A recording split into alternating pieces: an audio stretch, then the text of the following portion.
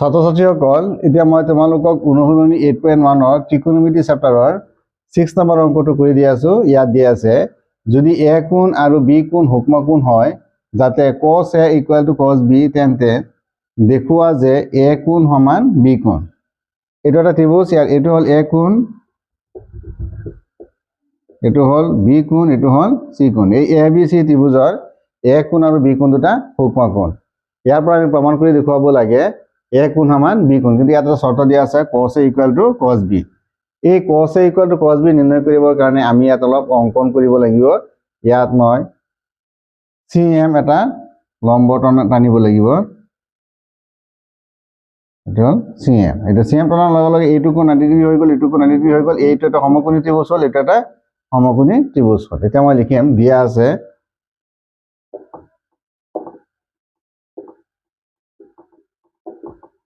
আছে ma কোণ আৰু mb কোণ দুটা সূক্ষ্ম কোণ আৰু cos a equal to cos b। প্ৰমাণ কৰি দেখুৱাব লাগে যে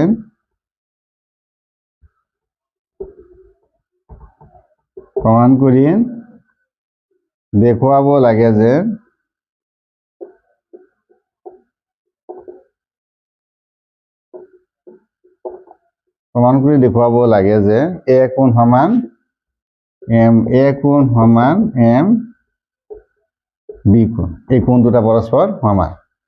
এতিয়া যিটো বস্তু জ্যামিতিত দিয়া নাথাকে যদি আমি নিজে নিজে প্ৰমাণৰ কাৰণে নিজে নিজে আঁকি লওঁ তেতিয়াহ'লে তাক অংকন বুলি কোৱা হয়। এতিয়া মই ইয়াত cm লম্ব ab ৰ ওপৰত টনা হ'ল অংকন। এইটো মই অংকন কৰি লৈছোঁ জ্যামিতিটো কৰাৰ সুবিধাৰ কাৰণে। অংকন cm লম্ব ab টনা হ'ল। এতিয়া এই cm টো ab ৰ ওপৰত লম্ব টনাৰ লগে লগে ইয়াত amc এটা সমকোণী ত্ৰিভুজ হ'ল আৰু bmc আৰু এটা সমকোণী ত্ৰিভুজ ইয়াত উৎপন্ন হ'ল। এতিয়া মই লিখিম amc সমকোণী পৰা পাওঁ। এতিয়া মই cos a নিৰ্ণয় কৰিম, যিহেতু ইয়াত cos a দিয়া আছে গতিকে cos a নিৰ্ণয় কৰিম। cos a equal to cos a মানে হ'ল ভূমি বাই কৰ্ণ am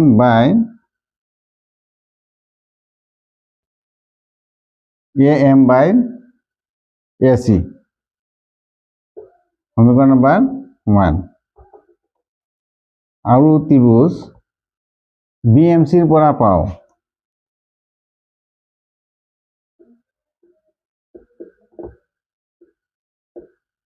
সমকোণীৰ পৰা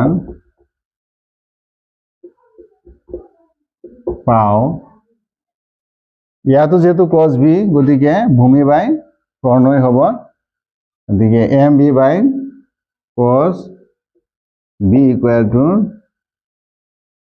mb বাই bc। সমীকৰণ নম্বৰ 2। এতিয়া যেহেতু প্ৰশ্ন দিয়া আছে cos a equal to cos b, মই এইখিনিতে কৰি আছো। প্ৰশ্ন মতে cos a equal to cos b। এতিয়া cos a ঠাইত মই লিখিব পাৰোঁ am by ac equal to cos b ঠাইত লিখিব পাৰোঁ mb বাই bc।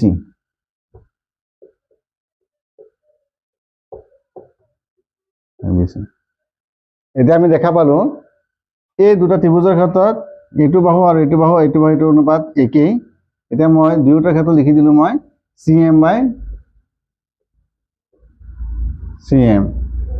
এইটো লিখাত এই দুয়োটা ত্ৰিভুজৰ ক্ষেত্ৰত ইয়াত কোনো ধৰণৰ পৰিৱৰ্তন নাহে, যিহেতু দুয়োটা কমনে মই লিখিলোঁ cm বাই cm। গতিকে am mb cm, গতিকে তিনিটা বাহু পৰস্পৰ সৈতে সমান হৈছে বা ইয়াৰ অনুপাতিক বাহুবোৰৰ সমান হ'ল। গতিকে মই লিখিব পাৰোঁ ত্ৰিভুজ AMC সদৃশ ত্ৰিভুজ BMC SSS অৰ্থাৎ বাহু বাহু স্বীকাৰ্য মতে এই ত্ৰিভুজ দুটা সদৃশ হ'ল। ইয়াৰ পৰা মই লিখিব পাৰোঁ বা ক'ব পাৰোঁ MA কোণ সমান MB কোণ হ'ব। প্ৰমাণিত হ'ল।